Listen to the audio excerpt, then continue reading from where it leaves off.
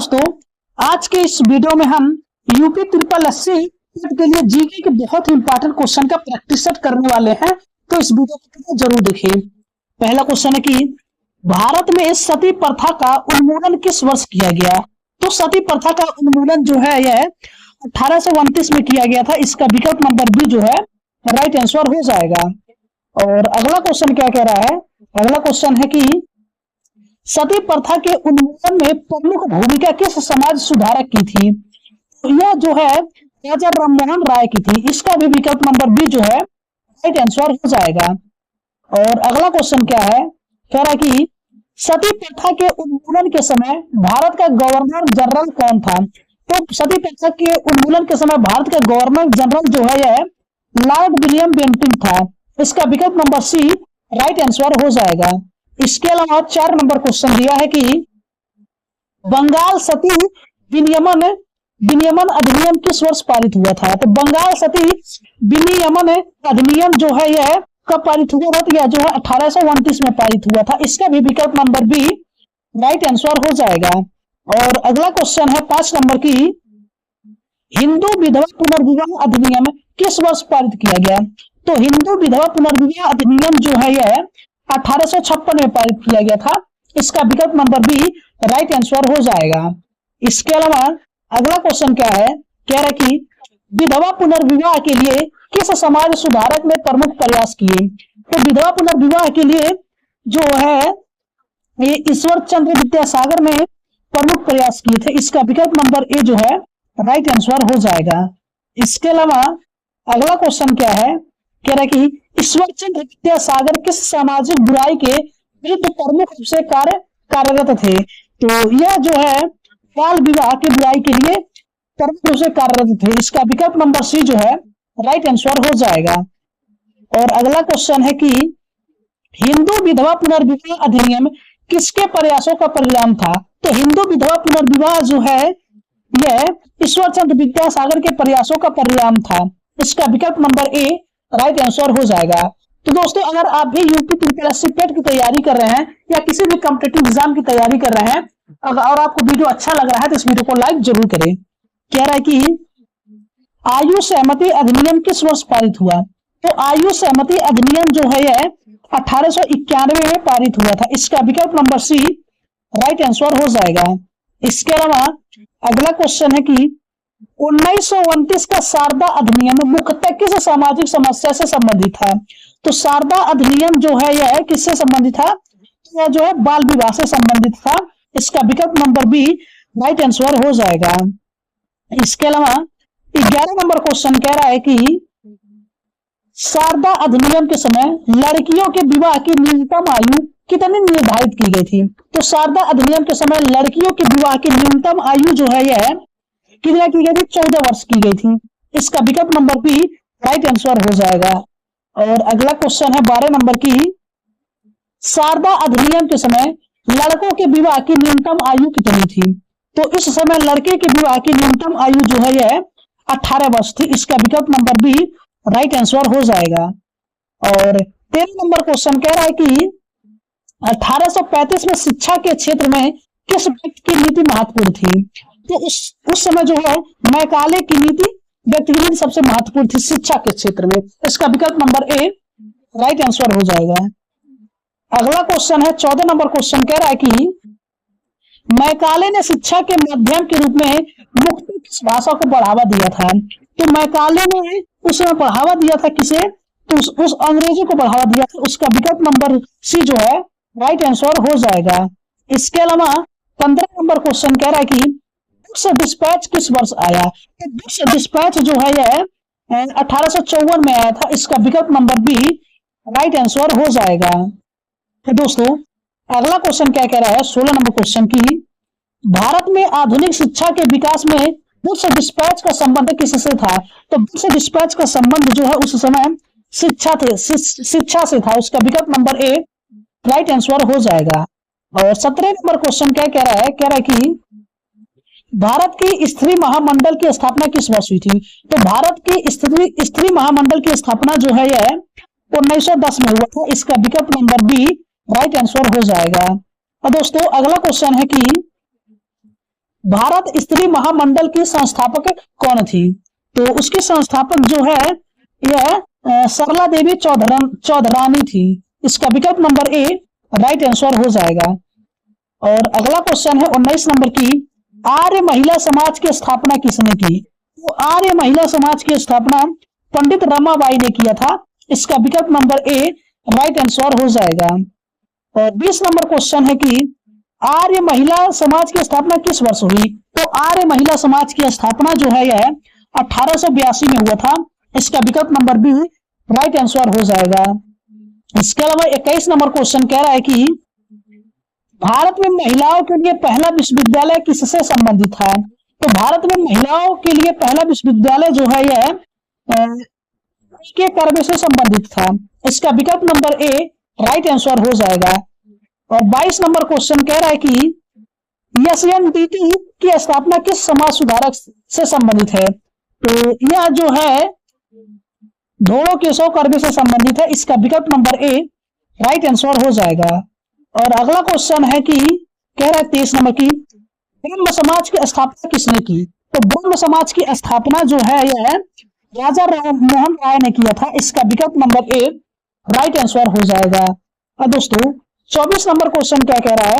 कह रहा है कि ब्रह्म समाज की स्थापना किस वर्ष हुई? तो ब्रह्म समाज की स्थापना जो है यह 1828 में राजा राममोहन राय के द्वारा किया गया था। इसका विकल्प नंबर ए राइट आंसर हो जाएगा। 25 नंबर क्वेश्चन है कि राजा राममोहन राय को किस उपाधि से भी जाना जाता है? तो इन्हें जो है भारतीय पुनर्जागरण का जनक के रूप में जाना जाता है। इसका विकल्प नंबर ए राइट आंसर हो जाएगा। अगला क्वेश्चन है कि वेद समाज की स्थापना किस वर्ष हुई? तो वेद समाज की स्थापना जो है यह 1864 में हुआ था। इसका विकल्प नंबर बी राइट आंसर हो जाएगा।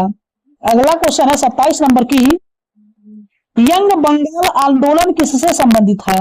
तो यंग बंगाल आंदोलन जो है यह संबंधित है हेनरी विवियन डेरोजियो से। इसका विकल्प नंबर ए राइट आंसर हो जाएगा। अगला क्वेश्चन है कि यंग बंगाल आंदोलन का प्रमुख केंद्र कौन सा था? तो यंग बंगाल आंदोलन का प्रमुख केंद्र जो है यह कौन सा था? तो यह जो है हिंदू कॉलेज था। इसका विकल्प नंबर ए राइट आंसर हो जाएगा। अगला 29 नंबर क्वेश्चन है कि प्रार्थना समाज की स्थापना किस वर्ष हुई? तो प्रार्थना समाज की स्थापना 1867 में हुआ था। इसका विकल्प नंबर बी राइट आंसर हो जाएगा। 30 नंबर क्वेश्चन है कि प्रार्थना समाज के संस्थापक कौन थे? तो प्रार्थना समाज के संस्थापक जो है यह कौन थे? यह आत्माराम पांडुरंग थे। इसका विकल्प नंबर ए राइट आंसर हो जाएगा। इसके अलावा अगला क्वेश्चन कह रहा है कि अलीगढ़ आंदोलन के प्रमुख नेता कौन थे? तो अलीगढ़ आंदोलन के प्रमुख नेता जो है सर सैयद अहमद खान थे। इसका विकल्प नंबर ए राइट आंसर हो जाएगा। अगला क्वेश्चन है 32 नंबर क्वेश्चन की, मोहम्मदन एंग्लो ओरिएंटल कॉलेज की स्थापना किसने की थी? तो मोहम्मदन एंग्लो ओरिएंटल कॉलेज की स्थापना जो है सर सैयद अहमद खान ने किया था। इसका विकल्प नंबर ए राइट आंसर हो जाएगा। अगला क्वेश्चन है कि आर्य समाज की स्थापना किसने की? तो आर्य समाज की स्थापना जो है यह स्वामी दयानंद सरस्वती ने किया था। इसका विकल्प नंबर ए राइट आंसर हो जाएगा। और अगला क्वेश्चन है कि आर्य समाज की स्थापना किस वर्ष हुई? तो आर्य समाज की स्थापना जो है यह 1875 में दयानंद सरस्वती के द्वारा हुआ था। इसका विकल्प नंबर सी राइट आंसर हो जाएगा। अगला क्वेश्चन है 35 नंबर की, आर्य समाज का प्रमुख सिद्धांत क्या था? तो आर्य समाज का प्रमुख सिद्धांत जो है वेदों की ओर लौटो था। इसका विकल्प नंबर ए राइट आंसर हो जाएगा। अगला है कि सत्य शोधक समाज की स्थापना किसने की? तो सत्य शोधक समाज की स्थापना जो है यह ज्योतिबा फूले ने किया था। इसका विकल्प नंबर ए राइट आंसर हो जाएगा। अगला क्वेश्चन है कि सत्य शोधक समाज की स्थापना किस वर्ष हुई?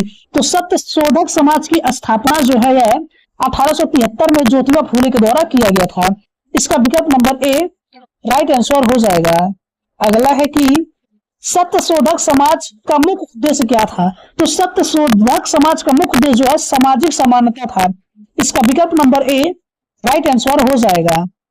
अगला क्वेश्चन है कि रामकृष्ण मिशन की स्थापना किसने की? तो रामकृष्ण मिशन की स्थापना जो है यह स्वामी विवेकानंद ने किया था। इसका विकल्प नंबर ए राइट आंसर हो जाएगा। और अगला क्वेश्चन क्या है, 40 नंबर क्वेश्चन कह रहा है कि स्वामी विवेकानंद का मूल नाम क्या था? तो स्वामी विवेकानंद का मूल नाम जो है नरेंद्र नाथ दत्त था। इसका विकल्प नंबर ए राइट आंसर हो जाएगा। इसके अलावा ये जो जियोग्राफी के क्वेश्चन है कि वायुमंडल किसे कहते हैं? तो वायुमंडल जो है पृथ्वी को घेरे हुए गैसों के आवरण को कहा जाता है। इसका विकल्प नंबर ए राइट आंसर हो जाएगा। अगला क्वेश्चन है कि वायुमंडल में नाइट्रोजन की मात्रा लगभग कितनी है? तो वायुमंडल में जो है नाइट्रोजन की मात्रा लगभग 78% है। इसका विकल्प नंबर बी राइट आंसर हो जाएगा। अगला क्वेश्चन है कि वायुमंडल में ऑक्सीजन की मात्रा लगभग कितनी है? वायुमंडल में ऑक्सीजन की मात्रा लगभग 21% है। इसका विकल्प नंबर सी जो है राइट आंसर हो जाएगा। अगला क्वेश्चन है कि वायुमंडल में आर्गन की मात्रा लगभग कितनी है? वायुमंडल में आर्गन की मात्रा जो है लगभग 0.9% है। इसका विकल्प नंबर ए राइट आंसर हो जाएगा। और अगला क्वेश्चन है कि वायुमंडल में कार्बन डाइऑक्साइड की मात्रा लगभग कितनी बताई गई है? तो वायुमंडल में कार्बन डाइऑक्साइड की मात्रा 0.036% है। इसका विकल्प नंबर ए राइट आंसर हो जाएगा। और अगला 0.36% है। अगला क्वेश्चन है कि 46 नंबर क्वेश्चन कह रहा है कि वायुमंडल की सबसे निचली परत कौन सी है? वायुमंडल की सबसे निचली परत जो है यह समतापमंडल है। इसका विकल्प number A right answer sorry वायुमंडल की सबसे निचली परत कौन सी है? तो वायुमंडल की सबसे निचली परत जो है यह क्षोभमंडल है। इसका विकल्प नंबर बी राइट आंसर हो जाएगा। और अगला क्वेश्चन है कि अधिकांश मौसमी घटनाएं किस मंडल में होती हैं? तो अधिकांश मौसमी घटनाएं जो है यह क्षोभ मंडल में होती हैं। इसका विकल्प नंबर ए राइट आंसर हो जाएगा। अगला क्वेश्चन है कि क्षोभ मंडल की औसत ऊंचाई लगभग कितनी है? तो क्षोभ मंडल की औसत ऊंचाई लगभग जो है यह 13 किलोमीटर है। इसका विकल्प नंबर बी राइट आंसर हो जाएगा। तो दोस्तों अगर आपको वीडियो अच्छा लग रहा है तो आप लोग वीडियो को लाइक करते रहें और अपने दोस्तों के पास शेयर करें और वीडियो को पूरा जरूर देखें। अगला क्वेश्चन है कि भूमध्य रेखा पर क्षोभ मंडल की ऊंचाई लगभग कितनी होती है? तो भूमध्य रेखा पर क्षोभ मंडल की ऊंचाई लगभग 18 किलोमीटर होती है। इसका विकल्प नंबर सी जो है राइट आंसर हो जाएगा। अगला क्वेश्चन है कि ध्रुवों पर क्षोभ मंडल की ऊंचाई लगभग कितनी होती है? तो ध्रुवों पर क्षोभ मंडल की ऊंचाई लगभग 8 किलोमीटर होती है। इसका विकल्प नंबर ए राइट आंसर हो जाएगा। और अगला क्वेश्चन है 51 नंबर क्वेश्चन की क्षोभ मंडल में ऊंचाई बढ़ने पर तापमान किस दर से घटता है? तो ऊंचाई बढ़ने पर क्षोभ मंडल में तापमान जो है यह 6.5% डिग्री प्रति किलोमीटर के हिसाब से घटता है। और अगला क्वेश्चन है कि 1 किलोमीटर ऊंचाई बढ़ने पर सामान्यतः तापमान में कितनी कमी होती है? तो इसमें जो है 6.5 डिग्री सेल्सियस की कमी होती है। इसका विकल्प नंबर सी राइट आंसर हो जाएगा। और अगला क्वेश्चन है कि तापमान में ऊंचाई के साथ होने वाली कमी को क्या कहा जाता है? तो तापमान में ऊंचाई के साथ होने वाली कमी को जो है यह लैप्स दर कहा जाता है। इसका विकल्प नंबर बी राइट आंसर हो जाएगा। और अगला क्वेश्चन है कि क्षोभ सीमा भूमध्य रेखा के ऊपर तापमान लगभग कितना हो सकता है? तो उस पर तापमान जो है लगभग -80 डिग्री सेल्सियस हो सकता है। इसका विकल्प नंबर सी राइट आंसर हो जाएगा। और अगला क्वेश्चन है कि क्षोभ सीमा पर ध्रुवों के ऊपर तापमान लगभग कितना होता है? तो उस पर तापमान लगभग जो है -45 डिग्री सेल्सियस होता है। इसका विकल्प नंबर ए राइट आंसर हो जाएगा। अगला है कि ऊर्ध्वाधर दिशा में गर्म वायु के ऊपर उठने की प्रक्रिया क्या कहलाती है? तो ऊर्ध्वाधर दिशा में गर्म वायु के ऊपर उठने की प्रक्रिया जो है यह क्या कहलाती है? तो यह जो है संवहन कहलाती है। इसका विकल्प नंबर ए राइट आंसर हो जाएगा।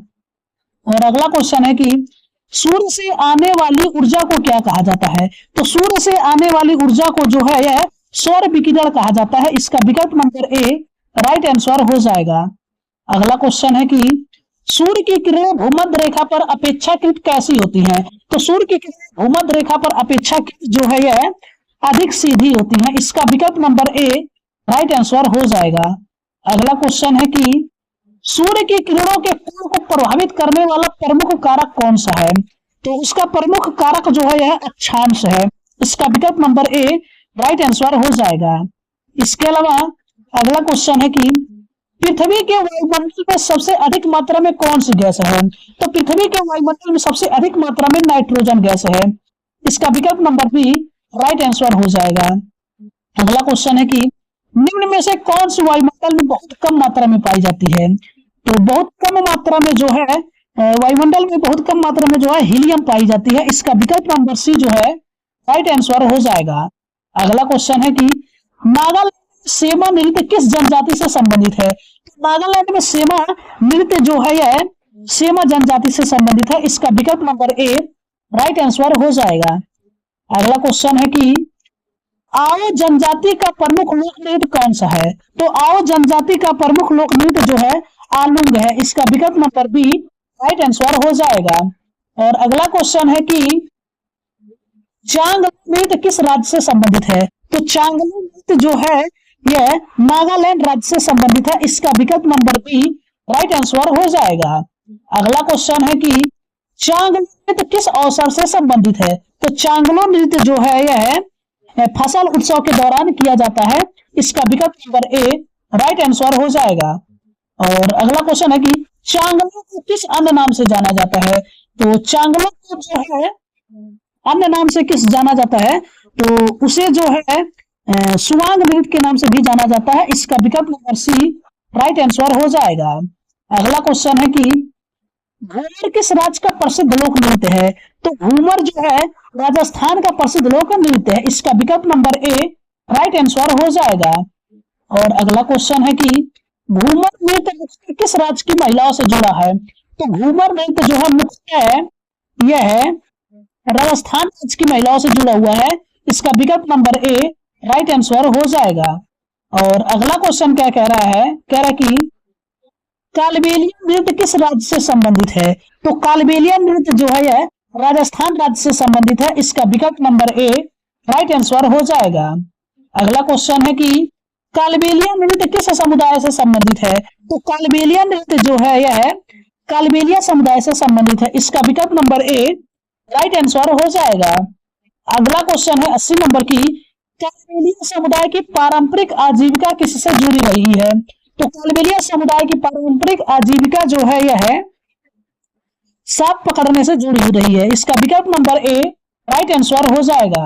अगला है कि कालबेलिया नृत्य की प्रसिद्ध नृत्यांगना के रूप में किसका नाम मिलता है? तो इसमें जो है गुलाबी सपेरा का नाम मिलता है। इसका विकल्प नंबर ए राइट आंसर हो जाएगा। अगला क्वेश्चन है कि चरी नृत्य किस राज्य का लोक नृत्य है? तो जो चरी नृत्य है यह किस राज्य का लोक नृत्य है? तो चरी नृत्य जो है राजस्थान राज्य का लोक नृत्य है। इसका विकल्प नंबर ए राइट आंसर हो जाएगा। अगला क्वेश्चन है कि चरी नृत्य में महिलाएं सिर पर क्या रख करके नृत्य करती हैं? तो चरी नृत्य में महिलाएं सिर पर जो है यह चरी या घड़ा रख करके नृत्य करती हैं। इसका विकल्प नंबर ए राइट आंसर हो जाएगा।